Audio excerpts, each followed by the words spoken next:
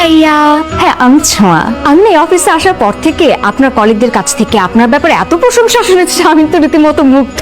বিশ্বাস করেন বাংলার ঘরে ঘরে যেন আপনার মতো একজন নাফিস ভাইয়া জন্মায়, আমি তো এইটাই প্রে করছি। সত্যি কথা বলতে জীবনে চলার পথে না হাজারটা মানুষের দরকার হয় না, তো আপনার মতো একজন নাফিস ভাইয়া থাকলেই যথেষ্ট। কি হলো ভাইয়া?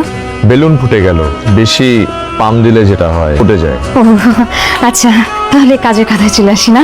আমি না সেদিন ইন্টারভিউতে এসেছিলাম, শুধু 5টা মিনিটের জন্য একটু লেট হয়ে গেছে। তো আবার কেন জানেন? একটা বখাটে ছেলের জন্য। কি খারাপ একটা বখাটে ছেলে ভাইয়া। আমি আসছিলাম তো সেই সুদূর খুলনা থেকে, যখন দেখছিলাম যে লেট হয়ে যাচ্ছে, আমি একটা বখাটে ছেলেকে বললাম, ভাইয়া আমাকে একটু লিফট দেওয়া যাবে, আমার একটা ইন্টারভিউ আছে। তো সেই বখাটে ছেলেটা আমাকে গাড়িতে উঠালো।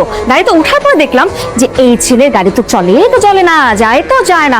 যেখানে আমি ভাবছিলাম যে গাড়িতে তো উঠলাম, তার মানে 300 কিলোমিটার বেগে আমি সাই করেছিলাম যখন ইন্টারভিউ দিয়ে দেবো। ওমা ওই ছেলে গাড়িতে দেখি 300 করে উঠে না, কি খারাপ। আচ্ছা ভাই আপনি আমাকে বলুন, আমি সুন্দর, হ্যাঁ আমি ভেরি বিউটিফুল, এটা কি আমার দোষ? আমি জানি যে আমি অনেক সুন্দর, তাই বলে হলো একটা বখাটে ছেলে এরকম করবে? একটা বখাটে ছেলে একটা সুন্দর মেয়েকে দেখলে যা যা করে, ওই ছেলে সব করেছে।